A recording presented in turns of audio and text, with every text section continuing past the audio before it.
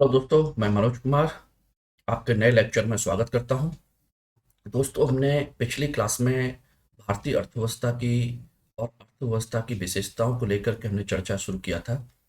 इसी कड़ी में आज हम लोग चर्चा कर रहे हैं अर्थव्यवस्था के जो प्रकार होते हैं उसमें। आज सबसे पहले चर्चा करेंगे कि अर्थव्यवस्था के प्रकारों में विकास के आधार पर हमने विश्व के देशों को अलग अलग श्रेणियों में बांटा हुआ है। जैसे अल्प विकसित अर्थव्यवस्था, विकासशील अर्थव्यवस्था, विकसित अर्थव्यवस्था और उभरती अर्थव्यवस्था है। हालांकि ये टॉपिक बहुत ही ज़्यादा आसान है, इसमें बहुत ज़्यादा ऐसा कुछ भी नहीं है जिससे आप लोग परेशान हो।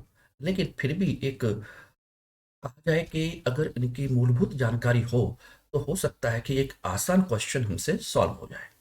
कभी कभी आसान क्वेश्चन भी हमसे बाहर जाने की संभावना बनी रहती है कि यदि हमने उसके बारे में ढंग से ना पढ़ा। तो चलिए दोस्तों, आज इसमें हम लोग चर्चा कर रहे हैं सबसे पहले अल्प विकसित अर्थव्यवस्था के बारे में। अल्प विकसित अर्थव्यवस्था का अर्थ होता है कि एक ऐसी अर्थव्यवस्था, अंडर डेवलप्ड इकोनॉमी कहा जाए, अंडर डेवलप्ड इकोनॉमी, जिसका मतलब होता है कि एक ऐसी अर्थव्यवस्था जहां विकास की प्रक्रिया अभी अपनी प्रारंभिक अवस्था में है, यानी कि वहां विकास ना के बराबर शुरू हुआ है, यानी डेवलपमेंट प्रोसेस ना के बराबर है। रिसोर्स बहुत सीमित है।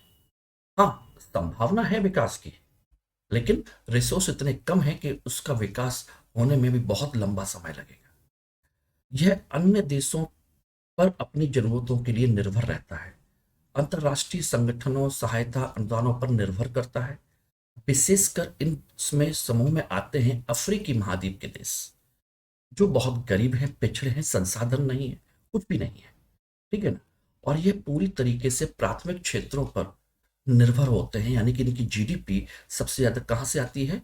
एग्रीकल्चर सेक्टर से। तो ध्यान रखिएगा, बहुत ही ज्यादा पिछड़े देश हैं। इनको हम कहते हैं, एक नाम और दिया जाता है एलडीसी, लीस्ट डेवलप्ड कंट्रीज, यानी बहुत पिछड़े हैं। संयुक्त राष्ट्र विकास नीति समिति, सीडीपी, संयुक्त राष्ट्र महासभा ने 1971 में ऐसे देश जो सबसे कमजोर हैं, वंचित हैं और उन्हें अंतर्राष्ट्रीय समर्थन को आकर्षित करने के लिए इनका एक समूह बनाया था, और इन्हें सबसे गरीब और सबसे कमजोर माना जाता है। उनकी जो आय होती है, उनका विकास होता है, बहुत पिछड़ा होता है, सामाजिक आर्थिक विकास, सोशियो इकोनॉमिक डेवलपमेंट। उनका ढांचा जो होता है, इंफ्रास्ट्रक्चर, ना के बराबर। आय जो होती है बहुत ही कम होती है और असमान रूप से होती है। कुछ के लोगों के पास बहुत पैसा होता है, कुछ के पास बिल्कुल नहीं होता, इनकम वगैरह जो होती है। और घरेलू वित्तीय संसाधन भी ऐसे ही होते हैं, ना के बराबर, पिछड़े हैं, कपड़े नहीं है। और ये मूलतः कृषि प्रधान होते हैं, क्योंकि इसके अलावा उनके पास कुछ होता ही नहीं है। इंडस्ट्री लगा नहीं सकते क्योंकि टेक्नोलॉजी नहीं है। और इसमें भी अच्छे संसाधन ना होने की वजह से इनकी प्रोडक्टिविटी यानी उत्पादकता कम होती है, और इस सेक्टर में निवेश भी बहुत कम होता है। तो कौन लगाना चाहेगा वहां विकास कुछ है ही नहीं। इसलिए वे निर्यात और राजकोषीय आय के प्रमुख स्रोत के रूप में क्या केवल प्राथमिक वस्तुओं पर भी भरोसा करते हैं, यानी कि एग्रीकल्चर सेक्टर से जो भी प्रोड्यूस होता है, जो भी पैदा होता है, वही बाहर वो एक्सपोर्ट करते हैं, उसी से ये सब कुछ करने की कोशिश करते हैं। क्योंकि अब इनके पास कुछ होता नहीं है, इसलिए जहां पर शासन यानी गवर्नेंस सिस्टम जो होता है वो कमजोर होता है। आए दिन संकट बना रहता है, आए दिन तानाशाह पैदा होते हैं, आए दिन जनता विद्रोह करती है, अस्थिरता होती है। कुछ मामलों में ये आंतरिक और बाहरी संकटों से पीड़ित होते हैं, क्योंकि विदेशी जो शक्तियां होती हैं जो इनको सहायता करती हैं, वो इनका मिसयूज करती हैं। ओके, तो इसको ध्यान रखिएगा। तो ये इनकी विशेषता है। दिसंबर 2020 तक ऐसे 46 देशों के रूप में वर्गीकृत किया गया था, जबकि 6 देशों को 1994 से 2020 के बीच में अपग्रेड किया गया, उनको ऊपर उठाया गया। इसके लिए संयुक्त राष्ट्र महासभा ने 3 श्रेणियां बनाई थी, 3 मानदंड बनाए थे, 1, 2 और 3। पहला, प्रति व्यक्ति सकल राष्ट्रीय आय यानी कि इनकम। 2018 तक जिन देशों की इनकम $1025 $1025 से कम है उनको रखा गया। ध्यान रखिएगा, इस पॉइंट को ध्यान रखिएगा कि क्या आधार रखा गया है, इनकम कितनी है, ग्रॉस नेशनल इनकम जीएनआई, सकल राष्ट्रीय आय $1025। मानव संपत्ति सूचकांक यानी कि मानव संपत्ति यानी कि जो ह्यूमन रिसोर्स है उसके बारे में, स्वास्थ्य के और शिक्षा को इसमें शामिल किया गया है। कुपोषित जनसंख्या का प्रतिशत, 5 वर्ष से कम आयु की मृत्यु दर और मातृ मृत्यु दर, और स्वास्थ्य शिक्षा में सकल माध्यमिक नामांकन अनुदान अनुपात और वयस्क साक्षरता दर, यानी कि शिक्षा और स्वास्थ्य के आधार पर भी इनका क्या निकाला गया, ह्यूमन असेट इंडेक्स निकाला गया, और उसके आधार पर देखा जाएगा कि कितने देश हैं, कितने लोग हैं, क्या कंडीशन है। और तीसरा आर्थिक भेद्यता सूचकांक, vulnerability index, economic vulnerability index, यानी उसमें आर्थिक रूप से कितने लोग कमजोर हैं, यानी कि जीडीपी में कृषि, शिकार, वानिकी, मछली पकड़ने का हिस्सा कितना ज्यादा है, कम ऊंचाई वाले तटीय क्षेत्रों में जनसंख्या कितनी रहती है, वस्तुओं और सेवाओं के निर्यात की अस्थिरता कैसी है, यानी गुड्स एंड सर्विसेज की कितना वो करते हैं, और प्राकृतिक आपदाओं का कितने लोग शिकार होते हैं। इन सब चीजों में ध्यान रखना। इनके आधार पर ये 3 पॉइंट उन्होंने रखे हैं, इनको आप देख सकते हैं। इसके आधार पर वो एलडीसी की पहचान करते हैं, ध्यान रखिएगा। ओके दोस्तों, अगला है विकासशील देश, यानी कि जहां पर विकास की प्रक्रिया, औद्योगिक प्रक्रिया अपेक्षाकृत देर से शुरू हुई है, लेकिन विकास की प्रक्रिया शुरू हो चुकी है। इन अर्थव्यवस्था द्वारा अपने संसाधनों और विकास की क्षमता का अपेक्षित धोन अभी संभव नहीं हो पाया है, लेकिन ये संभव करने की कोशिश कर रहे हैं। यानी कि ये विकास के दूसरे चरण में आ गए हैं, जहां पर जीडीपी यानी सकल घरेलू उत्पाद, कृषि का हिस्सा घट रहा है और धीरे धीरे उद्योग और सेवा क्षेत्र का हिस्सा बढ़ रहा है। यानी कि विकासशील देशों में एग्रीकल्चर सेक्टर कम हो रहा है जीडीपी में, और इंडस्ट्री और सर्विस सेक्टर इंप्रूव कर रहा है। और उसी की तुलना में देखा जाए तो यहाँ पर नेशनल इनकम बढ़ रही है, लोगों का जो ह्यूमन इंडेक्स है, स्वास्थ्य यानी कि मानव सूचकांक है, वो अच्छा हो रहा है, यानी कि मानव विकास की स्थिति जो है वो पहले से बेटर हो रही है। ठीक है ना। यहाँ पर गरीबी यानी कि पॉवर्टी, गरीबी वो कम हो रही है, लोगों को एम्प्लॉयमेंट, ध्यान रखना, बेरो एम्प्लॉयमेंट यानी रोजगार वो धीरे धीरे बढ़ रहा है, यानी कि लोगों का जो जीवन स्तर है, लिविंग स्टैंडर्ड, जीवन स्तर वो भी अच्छा हो रहा है। यानी कि कुल मिलाकर के यहाँ पर चीजें पहले से बेटर हो रही हैं। इसमें हम लोग भारत जैसे देश को शामिल करते हैं। भारत है, ब्राजील है, रशिया है, चाइना है, मैक्सिको है, साउथ अफ्रीका है, ऐसे सभी देश, यानी कि जिन्हें हम जनरली मानते हैं ब्रिक्स कंट्रीज, इन सभी को हम इस कैटेगरी में शामिल करते हैं। और भी बहुत सारे देश हैं, लेकिन ये तो हैं। लेकिन ये विकासशील देशों में सबसे आगे की श्रेणी में है, यानी बहुत तेजी से आगे बढ़ गए। ठीक है ना, ध्यान रखिएगा। विकसित अर्थव्यवस्था कैसे कहते हैं, विकसित अर्थव्यवस्था यानी कि जहां पर औद्योगिक प्रक्रिया अपने चरम पर पहुंच गई है, यानी कि टॉप पर, यानी इंडस्ट्रियलाइजेशन अपने टॉप पर पहुंच चुका है। सर्विस सेक्टर अपनी महत्वपूर्ण भूमिका निभा रहा है, यानी कि मैक्सिमम जीडीपी और रोजगार कहां से आ रहा है, सर्विस सेक्टर से, यानी कि मैक्सिमम जीडीपी और एम्प्लॉयमेंट ये आपका कहां से आ रहा है, सर्विस सेक्टर से। संसाधनों और विकास की क्षमता का बेहतरीन दोहन किया है, तकनीकी अपने उच्च स्तर पर पहुंच गई है। अपने विकास के स्तर को बनाए रखने के लिए नए नए संसाधन और नए नए बाजारों की तलाश कर रहे हैं, यानी कि न्यू मार्केट, न्यू रिसोर्स ये डिस्कवर कर रहे हैं। ठीक है ना। इस श्रेणी में अमेरिका और यूरोपीय देश शामिल है। इसमें जीडीपी मैंने बताया सर्विस सेक्टर से आती है, और अर्थ विकास तीसरे चरण में प्रवेश कर चुका है, यानी कि यहाँ के लोगों का जीवन स्तर गरीबी ना के बराबर, रोजगार सबसे अच्छी स्थिति में है, नेशनल इनकम टॉप पर है, हेल्थ यानी कि स्वास्थ्य, मानव विकास ये सब कुछ टॉप पर है कुल मिलाकर के। तो ये विकसित देशों की श्रेणी में आते हैं। ओके। एक नई श्रेणी और उभर के आई है, वो है उभरती अर्थव्यवस्था, इमर्जिंग इकोनॉमी।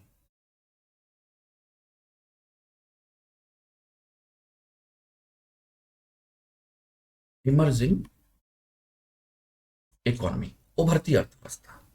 यह इन तीनों के अलावा एक नई श्रेणी है और उभरती अर्थव्यवस्था को हम कह सकते हैं ये संक्रमणकालीन अर्थव्यवस्था है। संक्रमणकालीन यानी कि ट्रांजिशन फेज वाली इकोनॉमी है। यानी कि कैसे कह सकते हैं, क्योंकि ये विकासशील देशों के जो सबसे आगे वाले जो देश हैं, विकासशील देशों में सबसे आगे के जो देश हैं, जो टॉप पर निकल चुके हैं और जिनमें लगभग विकसित होने की पूरी संभावना है। यानी कि विकसित देशों के बिल्कुल नियर बाई पहुंच चुके हैं। ध्यान रखना, विकासशील देशों में सबसे आगे और विकसित देशों के बिल्कुल पास ये पहुंच चुके हैं। यानी कि अर्थव्यवस्था विकासशील देशों के अग्रिम पंक्ति में शामिल है और विकास के संक्रमण की स्थिति में है और निकट भविष्य में यह विकसित अर्थव्यवस्थाओं में शामिल हो सकती है। इसलिए इनको इमर्जिंग इकोनॉमी या उभरती अर्थव्यवस्था कहा जाता है। कैसे? देखिए, भारत जैसे देश इसमें शामिल हैं। भारत है, India, Brazil, Russia, China, south Africa, ये सब 5 कंट्रीज हैं जिनको हम इमर्जिंग इकोनॉमी कहते हैं। और इसमें आपको देखें तो कह सकते हैं कि इनका जीडीपी जो आ रहा है वो टर्सरी सेक्टर यानी कि सेवा क्षेत्र से आ रहा है। ध्यान रखना, मैक्सिमम। लेकिन जो एम्प्लॉयमेंट है, रोजगार, वो अभी भी एग्रीकल्चर सेक्टर यानी कि कृषि क्षेत्र से, प्राइमरी सेक्टर से आ रहा है। यानी कि प्राइमरी सेक्टर से अभी भी, यानी कि रोजगार के लिए अभी भी हम वहां पर हैं, लेकिन जीडीपी शिफ्ट हो चुकी है कहां पर? टर्सरी सेक्टर में। इसलिए ये संक्रमण की अवस्था में, जिस दिन एम्प्लॉयमेंट भी सर्विस सेक्टर में एंट्री कर जाएगा उस दिन विकसित हो जाएंगे। यानी कि हमारी अर्थव्यवस्था, हमारा रोजगार, सब कुछ किस पर हो जाएगा? टर्सरी सेक्टर पर, यानी कि सेवा क्षेत्र पर आधारित हो जाएगा। उस दिन ये सब कुछ बदल जाएगा, उस दिन विकसित देशों की श्रेणी में हम आ जाएंगे। ओके, तो ये है उभरती अर्थव्यवस्था। अब इसी श्रेणी में कुछ नई अर्थव्यवस्थाएं और चर्चा में आई हैं, जैसे हम कह सकते हैं हरित अर्थव्यवस्था, ग्रीन इकोनॉमी। एक ऐसी अर्थव्यवस्था जो आर्थिक विकास और पर्यावरण, जिम्मेदारी और सामाजिक विकास के प्रगति का समर्थन करता है। ध्यान रखिएगा, यानी कि 3 चीजें हैं, 1 2 3। यानी कि हम पर्यावरण संरक्षण भी कर रहे हैं, लो कार्बन ग्रोथ, यानी कि हम कार्बन का कम से कम उत्सर्जन करेंगे, रिसोर्स एफिशिएंसी, संसाधनों का सही उपयोग करेंगे और समाज को, सभी वर्गों को इसमें शामिल करके चलेंगे। सोशल इंक्लूसिविटी, सामाजिक समावेशन, यानी कि तीनों चीजें, आर्थिक विकास, पर्यावरण और सामाजिक विकास, तीनों को लेकर चलते हैं। यानी कि ये एक तरीके से हम कह सकते हैं ये पर्यावरण के अनुकूल प्रणाली है, यानी इको फ्रेंडली इकोनॉमी, पर्यावरण हितैषी अर्थव्यवस्था। यानी कि हम इसमें निम्नलिखित मुद्दों पर विशेष जोर देते हैं। ध्यान रखिएगा, कैसे देते हैं? यानी कि हम जो ग्रोथ करेंगे, जीडीपी जो लेकर आएंगे, अपना सब कुछ जो कुछ भी पैदा करेंगे, उसमें हम पर्यावरण को कम से कम नुकसान पहुंचाएंगे या ना के बराबर। इसलिए इन चीजों पर ध्यान दिया जाता है। नवीकरणीय ऊर्जा यानी रिन्यूएबल एनर्जी, यानी कि जिसमें कार्बन उत्सर्जन या पर्यावरण का नुकसान कम से कम हो, ना के बराबर हो। हरित भवन, ग्रीन बिल्डिंग, यानी कि ऐसी बिल्डिंग जो हमारे इकोलॉजी एनवायरमेंट के सुटेबल हो। सतत परिवहन, यानी कि हम ऐसा ट्रांसपोर्टेशन सिस्टम जो हमारे पर्यावरण को सुरक्षित रखता हो। जल प्रबंधन, भविष्य में कभी भी जल का संकट ना हो। अपशिष्ट प्रबंधन, वेस्ट मैनेजमेंट, जिससे कि हमारे प्रदूषण की समस्या। भूमि प्रबंधन, यानी कि ऐसी सभी चीजें इसमें हम शामिल करते हैं। और ध्यान रखना, ग्रीन इकोनॉमी के लिए कंसेप्ट जो है, ध्यान रखना, ये सतत विकास से ही जुड़ा हुआ है। मैं इसको अलग टॉपिक में पढ़ाऊंगा, अभी यहाँ नहीं मैं पढ़ा रहा हूँ डिटेल में। ध्यान रखिएगा, एक टॉपिक आएगा सतत विकास, सस्टेनेबल डेवलपमेंट, वहां हम लोग डिटेल में इसकी चर्चा करेंगे। और ध्यान रखना, सतत विकास को लेकर के मैं यहीं पर चर्चा कर दे रहा हूं। 3 पृथ्वी सम्मेलन हुए थे, 3 अर्थ समिट, 3 पृथ्वी सम्मेलन हुए थे। पहला 1992 में, दूसरा 2002 में, तीसरा 2012 में। पहला हुआ था रियो डी जेनेरो में, ब्राजील में।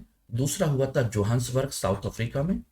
और तीसरा फिर रियो डी जेनेरो में हुआ था। इसी तृतीय पृथ्वी सम्मेलन में ही हरित अर्थव्यवस्था की अवधारणा को अपनाने पर बल दिया गया था। तृतीय सम्मेलन में ग्रीन इकोनॉमी का जो कंसेप्ट है, इसी में बल दिया गया कि विश्व के देशों को लगातार सतत विकास को बनाए रखने के लिए हरित अर्थव्यवस्था को अपनाना जरूरी है। और यह तभी संभव है जब हम पर्यावरण यानी आर्थिक विकास करें तो पर्यावरण को संरक्षण करते हुए करें, संसाधनों का सही उपयोग करें और समाज के सभी लोगों का विकास करें, किसी को भी ना छोड़ें। ओके, तो ध्यान रखिएगा, एक नया कंसेप्ट ये उभर के सामने आया और 2012 से इस पर बल दिया जा रहा है। इसी की श्रेणी में चौथी अर्थव्यवस्था का एक कंसेप्ट और आया नया, जिसे हम कहते हैं ब्लू इकोनॉमी। ये उसी से जस्ट एक कदम आगे है हरित अर्थव्यवस्था। यानी कि एक ब्लू इकोनॉमी का जो कंसेप्ट है, ये बेसिकली समुद्री व्यवस्था से जुड़ा हुआ है, समुद्री संसाधनों से, ओशियन रिसोर्स। और इसकी अवधारणा को दिया था गुंटर पॉली ने। किसने दिया है, ध्यान रखिएगा, गुंटर पॉली। क्वेश्चन पूछा जा सकता है कि नीली अर्थव्यवस्था के संदर्भ में अवधारणा किसने दी थी, और गुंटर पॉली ने यह अवधारणा 2012 के पृथ्वी सम्मेलन यानी तीसरे पृथ्वी सम्मेलन, थर्ड अर्थ समिट में ही दी थी। और इनकी पुस्तक है the blue economy 10 years 100 innovations and 100 million jobs. ये इन्होंने बुक लिखी थी, इसी में कहा था। और इसमें दिया गया है महासागर यानी कि ओशियन के संसाधनों के सही उपयोग करना और साथ के साथ वहां के इकोसिस्टम के संरक्षण पर बल देना, जिससे कि हमारा इकोलॉजिकल बैलेंस भी बना रहे, यानी कि पारिस्थितिकी संतुलन भी बना रहे, यानी संसाधनों का उपयोग भी करना है, सारी चीजें भी करनी है। अब इसमें समुद्री संसाधनों का उपयोग कहां कैसे किया जा सकता है, देखिए, यहां से हम समुद्री संसाधनों में हम अक्षय ऊर्जा यानी कि रिन्यूएबल एनर्जी को हम डेवलप कर सकते हैं आराम से। समुद्र तट के किनारे या समुद्र के अंदर पवन ऊर्जा है, सोलर प्लांट है, उसके किनारे पर लगाए जा सकते हैं। मत्स्य पालन, फिशरीज, समुद्री परिवहन को बढ़ावा दिया जा सकता है, समुद्री पर्यटन को बढ़ावा दिया जा सकता है, जलवायु परिवर्तन से जैसी चीजों से निपटा जा सकता है वहां के माध्यम से। और अपशिष्ट प्रबंधन यानी कि इन डेप्थ, यहां देखिएगा, वेस्ट मैनेजमेंट, यानी कि जहां ट्रेंच होते हैं, समुद्र की बहुत गहराई में होते हैं, वहां पर हम कुछ विशेष प्रकार के कचरे को हम क्या कर सकते हैं, डंप कर सकते हैं। फिशरीज हम कर ही सकते हैं, मैरीटाइम ट्रांसपोर्ट यहां से कर सकते हैं, ठीक है ना। टूरिज्म को हम यहाँ डेवलप कर सकते हैं, रिन्यूएबल एनर्जी के प्लांट लगाए जा सकते हैं। और क्लाइमेट चेंज यानी कि उसके किनारे पर हम बहुत सारे क्या कर सकते हैं, प्लांटेशन से लेकर के बहुत सारी चीजों को लग करके हम पर जलवायु परिवर्तन जैसी चीजों को सुरक्षित कर सकते हैं। तो देखेंगे 1 2 3 4 5 6, ये 6 पॉइंट तो कम से कम हैं जिसके माध्यम से हम कर सकते हैं। इसीलिए नीली अर्थव्यवस्था की अवधारणा को अपनाने पर बल दिया गया है। ओके, अब इसी के साथ एक नई अवधारणा और उभर कर आई है, गिग इकोनॉमी या प्लेटफॉर्म इकोनॉमी। ये नई टेक्नोलॉजी है जो इस समय इकोनॉमी में चल रही है, जो आपको पता होना जरूरी है। Gig economy and platform economy.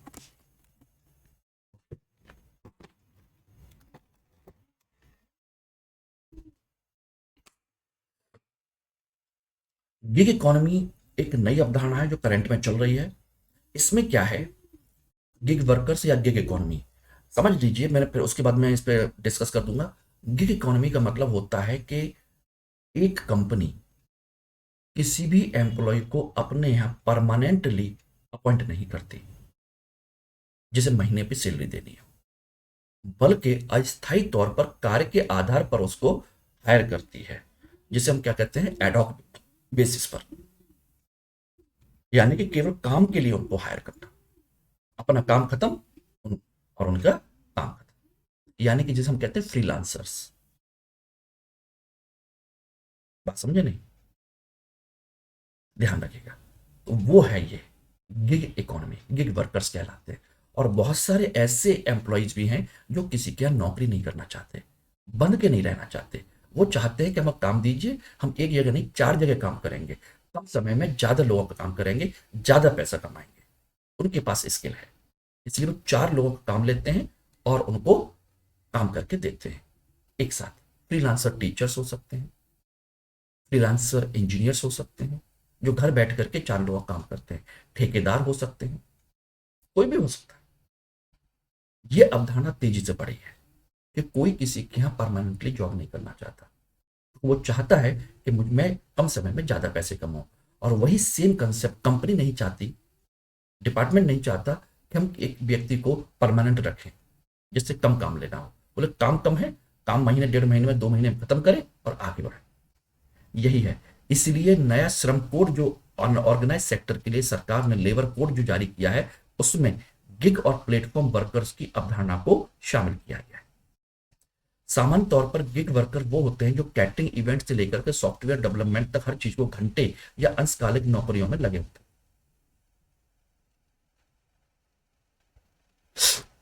उनके नियोक्ताओं के साथ गैर मानक कार्य व्यवस्था होती है, यानी कि कोई स्टैंडर्ड नहीं होता। वो केवल अपने वर्क के आधार पर काम करते हैं और इनके गैर पारंपरिक नियोक्ता कर्मचारी संबंध होते हैं, यानी पारंपरिक नहीं होते। वहां रह करके एम्प्लॉय की तरह काम नहीं करते, बल्कि वो अस्थायी तौर पर काम करते हैं और निर्धारित समय के भीतर काम करके फ्री हो जाते हैं। ये है।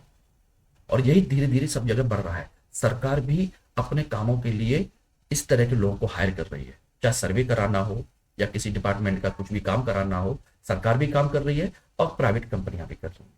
हम जैसे टीचर्स हैं, बहुत सारी कंपनियां, बहुत सारे इंस्टीट्यूट क्या करते हैं, हमको केवल सब्जेक्ट पढ़ाने के लिए बुलाते हैं, 15 दिन में 20 दिन में खत्म करिए और आप जाइए। उनको परमानेंटली अपॉइंट नहीं करते, फ्रीलांसर्स कहलाते हैं। यही है। ठीक है ना। सामाजिक सुरक्षा संहिता यानी कि सोशल सिक्योरिटी कोड की धारा 2020 में गिग वर्कर की कैसे व्यक्ति को परिभाषित करता है जो काम करता है या कार्य व्यवस्था में भाग लेता है, परंतु पारंपरिक कर्मचारी नियोक्ता संबंधों के बाहर गतिविधियों से कमाता है। इनमें फ्रीलांसर, अस्थायी कर्मचारी, स्वतंत्र ठेकेदार, ये सब इसमें आते हैं। ओके, ये धीरे धीरे बढ़ रहा है। तो अब कर सकते हैं गिग इकोनॉमी, यानी कि धीरे धीरे इसी तरह की ठेकेदारी सिस्टम या फ्रीलांसर सिस्टम या एडॉक बेसिस सिस्टम को बढ़ाया जाता है। ठीक है ना। दूसरा है platform workers, platform economy. Platform economy यानी कि ये सॉफ्टवेयर बेस्ड इकोनॉमी। जैसे अभी आपने देखा होगा स्विगी है, जोमेटो है, ओला है, उबेर है। ठीक है ना। उसी तरह से बहुत सारी चीजें अनअकैडमी ले सकते हैं या कोई और भी ले सकते हैं। ठीक है ना। तो इसमें क्या होता है कि इसमें एक सॉफ्टवेयर के माध्यम से बाहर के लोगों को जोड़ा जाता है और उनको काम के आधार पर पैसे दिए जाते हैं, यानी कि वो उनको एक प्लेटफॉर्म उपलब्ध करा दिया जाता है। ठीक है ना। और ये धीरे धीरे बढ़ा है। यही है कंसेप्ट। प्लेटफॉर्म वर्कर का तात्पर्य किसी ऐसे संगठन के लिए काम करने वाले कार्यकर्ता से है जो सीधे व्यक्तियों या संगठनों का ऑनलाइन प्लेटफॉर्म का उपयोग करके विशिष्ट सेवाएं प्रदान करते हैं। जैसे जस्ट डायल है, काम नहीं है, कोई ऑफिस नहीं है लोगों का, नहीं कुछ नहीं है, उन्होंने बस जस्ट डायल पे अपना नंबर ऐड कर दिया है, सारी चीजें कर दी हैं। लोग अपने सर्च करेंगे, उसके आधार पर उनको कॉल करेंगे, उनको बुला लेंगे काम करने के लिए। जोमेटो है, अपनी डिलीवरी करेगा। ओला उबेर है, कॉल करिए गाड़ी आ जाएगी। यही है। इसी को कहते हैं प्लेटफॉर्म वर्कर्स और प्लेटफॉर्म इकोनॉमी। ये नई टर्मोलॉजी इस समय डेवलप हुई है, नया कंसेप्ट है, यही क्वेश्चन बनते हैं। ओके। प्लेटफॉर्म वर्क के उदाहरणों में Ola Uber drivers, Swiggy Zomato delivery agent सब शामिल है। ठीक है ना। इनको इसमें शामिल किया जाता है। ओके। अब आते हैं, ये हमने टाइप्स देखे। अब टाइप्स के अलावा अगला जो टॉपिक है वो है अर्थव्यवस्था के क्षेत्र, यानी कि sectors of economy.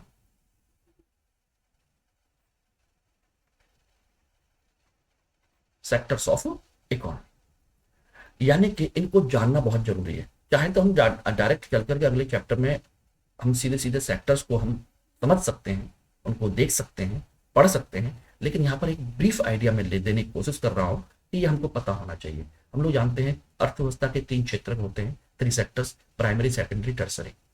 Primary sector agriculture based, secondary sector industry manufacturing sector based और टर्सरी सेक्टर सेवा क्षेत्र आधारित होता है। ये हम सब जानते हैं, फिर भी एक बार इसको देख लेते हैं। इसमें हम सेक्टर्स को कैटेगरी ए में हम शामिल करते हैं अकॉर्डिंग टू रिसोर्सेस, संसाधनों के आधार पर अर्थव्यवस्था के कितने क्षेत्र हैं। प्राइमरी सेक्टर, सेकेंडरी सेक्टर और टर्सरी सेक्टर, ये हम जानते हैं। प्राइमरी सेक्टर का मतलब होता है ऐसे सेक्टर, ऐसे क्षेत्र जो प्राकृतिक संसाधनों के प्रत्यक्ष उपयोग पर आधारित होते हैं, यानी कि जो प्राकृतिक तरीके से जो उगते हैं, प्रकृति, नेचर बेस्ड, ध्यान रखेगा, जिसमें नेचुरल एक्टिविटीज होती है उनको शामिल किया जाता है, जिसमें मनुष्य केवल अपनी सहायता करता है, लेकिन जो कुछ भी प्रोड्यूस होता है, उत्पादन होता है, वो नेचुरल होता है, उसमें हम कुछ नहीं कर सकते। कृषि, डेयरी उत्पाद, मत्स्य पालन, वानिकी, खनन, माइनिंग, इसमें हम केवल हेल्प करते हैं, लेकिन कृषि में, डेयरी में दूध हम बना नहीं सकते। हम दूध गाय का, भैंस का निकाल सकते हैं, उसको स्टोर कर सकते हैं। मछलियां हम केवल पाल सकते हैं, मछलियों को बड़ा नहीं कर सकते, पैदा नहीं कर सकते। बात समझ रही है? कृषि, खेती में अन्न दाना डाल करके उसको उगा सकते हैं, लेकिन उसके अंदर दाने को पैदा नहीं कर सकते, हम नया नहीं बना सकते। फॉरेस्ट्री, माइनिंग, ये सब इसमें है, नेचुरल एक्टिविटीज इसमें शामिल होती है। इसलिए इसको हम कृषि संबद्ध क्षेत्र भी कहते हैं, एग्रीकल्चर एंड अलाइड सेक्टर, ध्यान रखिएगा। और ये यहां पर समझिएगा, धीरे धीरे इस चीज को समझने की कोशिश कीजिए। ये अर्थव्यवस्था का सबसे बड़ा आधारभूत स्तंभ होता है, आधारभूत क्षेत्र है, यानी कि बेसिक सेक्टर, क्योंकि कोई भी देश इसी पर डिपेंड होता है। अगर ये नहीं है, समझ लीजिए सारी व्यवस्था, सारी इकोनॉमी की खराब है, खत्म है। इसलिए सोचिएगा, अमेरिका जैसे विकसित देश भी अपने यहाँ प्राइमरी सेक्टर को प्रमोट करते हैं, जबकि वो टर्सरी और सेकेंडरी सेक्टर को बूम कर चुके हैं, लेकिन एग्रीकल्चर और उसके अलाइड सेक्टर को बंद नहीं करते, बल्कि उसको बढ़ावा देने की कोशिश करते हैं। वो नहीं चाहते कि हम प्राइमरी सेक्टर के लिए दूसरे देशों पर डिपेंड रहे। ओके। दूसरा सेकेंडरी सेक्टर, ये मैन्युफैक्चरिंग है, यानी कि इसमें प्राइमरी सेक्टर के रिसोर्स को, जो कुछ भी पैदा हुआ था, संसाधनों को मॉडिफाई किया जाता है और न्यू प्रोडक्ट में बनाया जाता है, मैन्युफैक्चरिंग किया जाता है, नए उपयोगी रूप में बदला जाता है, परिवर्तित किया जाता है। प्राथमिक क्षेत्र का अगला कदम है, जहां माल का उत्पादन सीधे प्रकृति से नहीं बल्कि कारखानों में किया जाता है। कारखाने, कार्यशाला, घर पर किया जा सकता है और उपयोगी उत्पाद बनाए जाते हैं, यानी कि उनको पैदा किया जाता है। यानी कि हम एग्रीकल्चर, डेयरी, फिशिंग, फॉरेस्ट्री, इन सारे उत्पादों को लेकर के मॉडिफाई करते हैं और नया उपयोगी बनाते हैं। कुर्सी बनाते हैं लकड़ियों से, कॉटन पैदा हुआ तो कपड़े बना लिए, ठीक ना, गेहूं पैदा हुआ बिस्किट बना लिए, माइनिंग से लोहा निकला तो हमने गाड़ी बना दी, इंजन बना दिया। ये सब सेकेंडरी सेक्टर है। यानी कि इसमें ध्यान रखिए, प्राइमरी सेक्टर के साथ में ध्यान रखना, अगर हम इसमें टेक्नोलॉजी प्लस स्किल दोनों को ऐड करते हैं, ह्यूमन स्किल, तो ये क्या बन जाता है? मैन्युफैक्चरिंग, ये बन जाता है। ठीक है ना, ध्यान रखना। और तृतीय क्षेत्र, ऐसी गतिविधियां जो प्राथमिक और द्वितीय क्षेत्र के विकास में मदद करती हैं, स्वयं माल का उत्पादन नहीं करती, बल्कि माल उत्पादन प्रक्रिया में सहायता करती है। यानी सर्विस सेक्टर केवल सर्विस देता है, प्राइमरी और सेकेंडरी सेक्टर, ये खुद को जो प्रोड्यूस नहीं करता, प्रोडक्शन में हेल्प करता है। यानी कि वे उत्पादक गतिविधियां जो उत्पादन, वितरण और उपभोग में मदद करती हैं, जिनमें परिवहन, भंडारण, संचार, बैंकिंग सेवा एक्सेट्रा, ये सब आता है। हम फैक्ट्री में काम करते हैं, सेवा दे रहे हैं, पैकिंग कर रहे हैं, पैकेजिंग है, डिस्ट्रीब्यूशन कर रहे हैं, किसी वस्तु को बनाया उसको दूसरे जगह पहुंचाया, वो डिस्ट्रीब्यूशन है, वितरण है, ये सब सर्विस सेक्टर है। और ये सेक्टर ध्यान रखिएगा बहुत तेजी से बढ़ा है, बहुत तेजी से ग्रोथ किया है इसने, बहुत फास्ट, और आज ये सबसे बड़ा सेक्टर बन गया है, सबसे बड़ा सेक्टर बन गया है। अब ये इतना बड़ा हो गया है कि इसके भी कई सारे सेक्टर बन गए, यानी कि इसके अंदर ही हम कई सारे सेक्टरों में डिवाइड कर चुके हैं, और उसी आधार पर इनके अंदर जो काम करने वाले लोग हैं उनको हम कई श्रेणियों में विभाजित कर चुके हैं, करते हैं, क्योंकि ये अपने आप में बहुत बड़ा सेक्टर है, सर्विस सेक्टर। ठीक है ना, ध्यान रखना कैसे है, अभी मैं बता देता हूं। ये रहे, यानी कि सेवा क्षेत्र से लेकर, प्राइमरी सेक्टर से लेकर के सेवा क्षेत्र तक विभिन्न प्रकार के जो काम करने वाले जो लोग हैं उनको हम जॉब, यानी कि कॉलर के आधार पर, कपड़ों के आधार पर डिफाइन करते हैं। रेड कॉलर जॉब, यानी कि कृषि और मजदूरी करने वाले, कृषि या मजदूरी करने वाले लोगों को कहा जाता है red collar job. Blue collar यानी कि जो उद्योगों में, इंडस्ट्री में काम करने वाली लेबर होती है, उनको कहते हैं manufacturing sector. White collar job जो जनरली सर्विस सेक्टर में आते हैं, यानी कि ऑफिस में बैठ करके काम करते हैं, व्हाइट कॉलर जॉब कहलाते हैं। ठीक है ना। लेकिन इसी में अब और भी कई सारी श्रेणियां हैं, ये रहे। जैसे अब आप देख सकते हैं pink collar job. Pink collar job वो जॉब है जो सर्विस सेक्टर का में आते हैं, लेकिन ये सर्विस सेक्टर में आप किसको देखते हैं, जो होटल में, रेस्टोरेंट में वेटर का काम करते हैं, वेटर है, ठीक है ना, वेटर। नर्स का काम करते हैं हॉस्पिटल्स में, ठीक है ना। ये इसी तरह का जो अन्य स्टाफ होता है जो दूसरों को सेवाएं देता है, उसको कहा जाता है pink collar job. Golden collar job जो हाई स्किल्ड होता है, यानी कि ऑफिस में बैठ करके जो केवल बड़े लेवल पर केवल एडवाइस देता है और उससे ज्यादा पैसा कमाता है, यानी कि जिसमें पैसा बहुत ज्यादा है, हाई लेवल का जॉब होता है, जिसमें एफिशिएंसी और हाई लेवल की स्किल का यूज होता है, जो केवल सजेशन देते हैं, एडवाइस देते हैं, आपको काम करते हैं। बड़े बड़े कंपनियों देखे होंगे, उनका एडवाइजरी ग्रुप होता है, सारी चीजें ये इस आधार पर है, ध्यान रखिएगा। तो ये अलग अलग क्षेत्र है। ओके। इसी के साथ में उद्योगों में एक नया कंसेप्ट और आया है, ध्यान पढ़ लीजिए, कभी कभी क्वेश्चन पूछा जा सकता है। सूर्योदय उद्योग, सनराइज इंडस्ट्रीज, सनराइज इंडस्ट्रीज,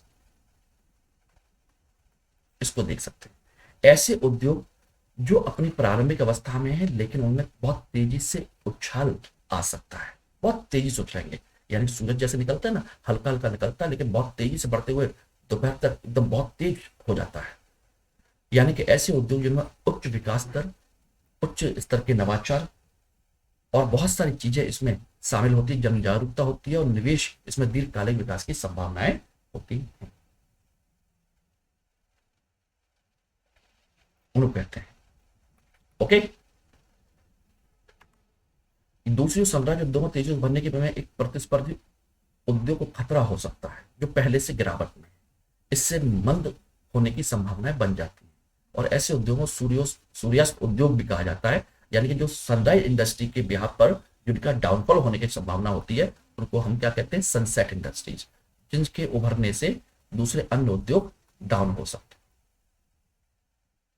जैसे हम कह सकते हैं कि एक समझ लीजिए कि इंडस्ट्री के बारे में कहा जाए, जैसे डिजिटल एजुकेशन, डिजिटल जो सिस्टम है बहुत तेजी से उभरा, उसकी वजह से क्या हुआ, डिजिटल एजुकेशन बहुत तेजी से बनी, जिसे हम कह सकते हैं डिजिटल एजुकेशन एक सनराइज इंडस्ट्री के तौर पर उभरा। उसी के बिहाफ पर जो ऑफलाइन टीचिंग है, ऑफलाइन एजुकेशन सेक्टर था, वो बहुत तेजी से डाउन हो गया, उसी की वजह से हुआ। तो इसको हम इसमें काउंट कर सकते हैं।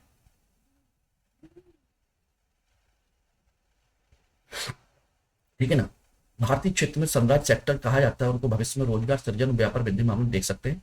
सूचना प्रौद्योगिकी, आईटी इंडस्ट्री, दूरसंचार, स्वास्थ्य है, infrastructure, retail, food processing, fisheries, ये सब आपके यही है।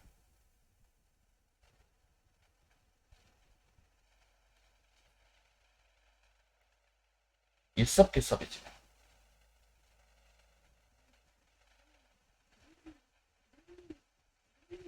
ठीक है ना, ये है। अब दूसरा आता है रोजगार के आधार पर, on the basis of employment, organise sector, unorganise sector, यानी कि जिनमें रोजगार के आधार पर हम अर्थव्यवस्था क्षेत्रों को शामिल करते हैं। ऑर्गेनाइज सेक्टर क्या है, यानी कि ऐसे क्षेत्र जो सरकारी नियम, कायदे, कानून, यानी कि ये रहे, इनके माध्यम से अपने आप को संचालित करते हैं। ऑर्गेनाइज सेक्टर यानी कि जो गवर्नमेंट के कानून व्यवस्था के अंतर्गत रजिस्टर्ड है, और वहां पर काम करने वाले जो कर्मचारी हैं, रोजगार की जो अवधि है वो नियमित होती है, लोग रजिस्टर्ड होते हैं, वो पंजीकृत होते हैं, उनके नियम होते हैं, और उन नियमों के अनुसार ही वो काम करते हैं। इन्हें हम क्या कहते हैं, organise sector. Workers have the job security, उनकी जॉब सिक्योरिटी होती है, रेगुलर मंथली सैलरी आती है उनकी, रूल्स एंड रेगुलेशंस के साथ काम करते हैं, वर्कर्स को उनको provident fund, paid leave, medical benefit ये सब मिलता है, यानी कि छुट्टियां मिलती हैं, स्वास्थ्य सुविधाएं मिलती हैं, प्रोविडेंट फंड मिलता है। वर्कर्स के काम करने के घंटे निश्चित होते हैं, ठीक है ना। इन्हें हम ऑर्गेनाइज सेक्टर कहते हैं। सरकारी या प्राइवेट सेक्टर में भी या सरकारी क्षेत्र में जो स्थायी कर्मचारी होते हैं वो सब इसमें शामिल होते हैं। और अनऑर्गेनाइज सेक्टर इसका जस्ट उल्टा है। यहां जॉब सिक्योरिटी नहीं होता, काम करने नहीं जाएगा तो नहीं कमाएगा, उसको डेली कमाना पड़ता है। रूल्स एंड रेगुलेशंस का कोई निश्चित नियम नहीं होता। जैसे सब्जी बेचने वाला है, रिक्शा चलाने वाला है, ठीक है ना, रिक्शा पुलर है, वेज वेंडर है, कचौड़ी पकौड़ी बेचने वाला है, ठीक है ना, इस तरह के जो लोग हैं, और इन्हें अन्य प्रकार की कोई सुविधाएं नहीं मिलती। काम के घंटे फिक्स नहीं होते, इन्हें कम से कम 10 घंटे, 12 घंटे, 14 घंटे, 15 घंटे, 16 घंटे भी काम करना पड़ सकता है। इनका कोई फॉर्मल प्रोसेस नहीं होता। रिक्शा वाला नहीं चलाएगा तो काम नहीं करेगा, उसका कोई फिक्स नियम नहीं। इसी को कहते हैं अनऑर्गेनाइज सेक्टर। ये छोटी छोटी बिखरी हुई इकाइयां हैं, आमतौर पर सरकार के नियंत्रण से बाहर होती हैं या उनके नियमों का पालन नहीं करती।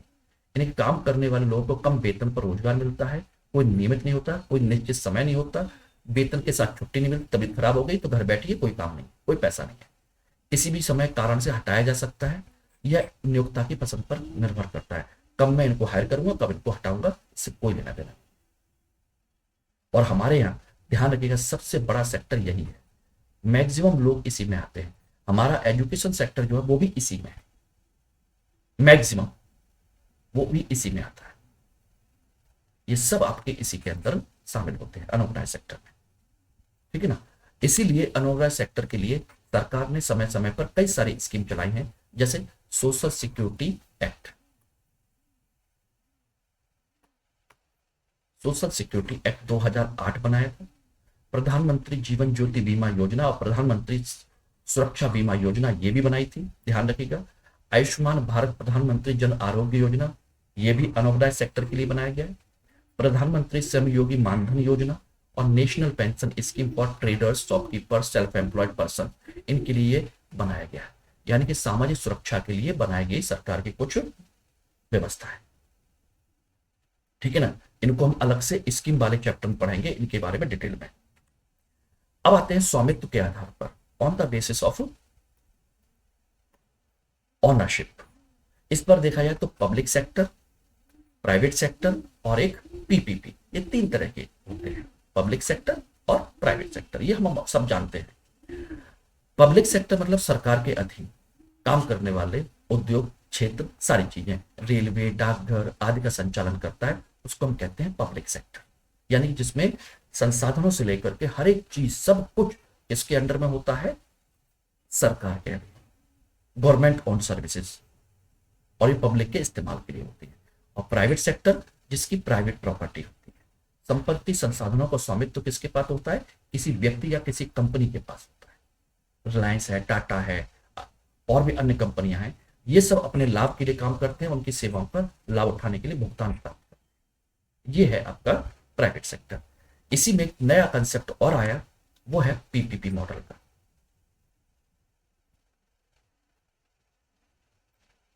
क्या है पीपीपी मॉडल, यानी कि दोनों मिलकर काम करते हैं। इसको हम लोग आगे चल के इंडस्ट्री इंफ्रास्ट्रक्चर वाले टॉपिक में पढ़ेंगे डिटेल में, इंडस्ट्री और इंफ्रास्ट्रक्चर टॉपिक में पीपीपी, पब्लिक प्राइवेट पार्टनरशिप, यानी कि इसमें पब्लिक, निजी क्षेत्र और सरकारी क्षेत्र दोनों मिल करके इस काम को करते हैं, और इसमें पूरा करने की जिम्मेदारी प्राइवेट सेक्टर की होती है, सहायता पब्लिक सेक्टर करता है, चलाने की जिम्मेदारी, बनाने की जिम्मेदारी, सारी चीजें प्राइवेट सेक्टर की होती है। यानी कि पीपीपी में सेवाएं प्रदान करने के सरकार द्वारा जिम्मेदारी का पूर्ण प्रतिधारण शामिल होता है, या निजीकरण की राशि नहीं। निजी क्षेत्र और सार्वजनिक इकाइयों के बीच जोखिम यानी कि रिस्क को प्रॉपर तरीके से डिवाइड कर लिया जाता है। इनमें खुली प्रतिस्पर्धा बोली के आधार पर चुना जाता है और उसके माध्यम से उनको भुगतान किया जाता है, ठीक है ना। तो ये है दोस्तों आज का टॉपिक, और मैं समझता हूं कि आज आपको इसमें काफी कुछ क्लियर हो गया होगा। नेक्स्ट टॉपिक में हम लोग आगे फिर बढ़ेंगे, आगे देखेंगे अगले टॉपिक में, ठीक है ना। Okay, thank you, bye.